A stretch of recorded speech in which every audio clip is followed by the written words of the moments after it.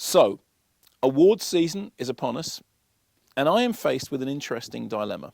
See, a while ago, I set up the Kermode Awards as an antidote to the madness of the Oscars. My proposition was this, that it was possible to get a better list of winners from films, directors, actors, which hadn't even been nominated in the relevant Oscar category. See, for me, awards were always a problem. They tended to favour films which I didn't particularly like, and genuinely wonderful, revolutionary works were so often overlooked. Remember, the Oscars is the awards ceremony at which one year Driving Miss Daisy was voted to be the very best film of the year.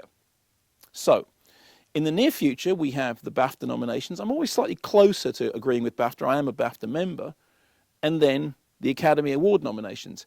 And here's the problem. For perhaps the first time ever, I have the suspicion that all the films that I really liked are going to be Oscar nominated in the correct category. Look at the evidence. Inception is very likely to get nominated both in the Best Film category and the Best Director category at the Oscars. The film was a massive hit with the public, and critics like myself have been drooling over it ever since. It will be very surprising if it doesn't get significant Oscar nominations. Of Gods and Men, as you know, it won a big prize at the Cannes Festival. We already know that it's one of the nominations for Best Foreign Language Film at the forthcoming BAFTAs. Toy Story 3. Now, even the idiots at the Golden Globes managed to nominate Toy Story 3, albeit in the wrong category. It can only go into animation, can't go anywhere else, but they did recognise it. The fact of the matter is there is a very strong possibility that Toy Story 3 will turn up at the Oscars in the Best Film category for nominations.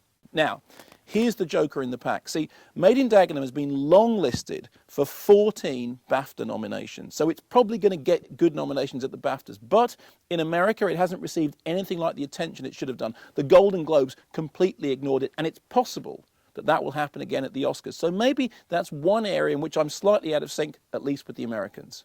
And then Chico and Rita. Well, we already know that it's been long listed as a possible contender for a nomination at the BAFTAs. The film hasn't been released in America yet, so it's not eligible for the Oscars, but I'm certain that if it had been released, it actually would be up there fighting it out with Toy Story 3. So what does this mean? Well, it means one of two things.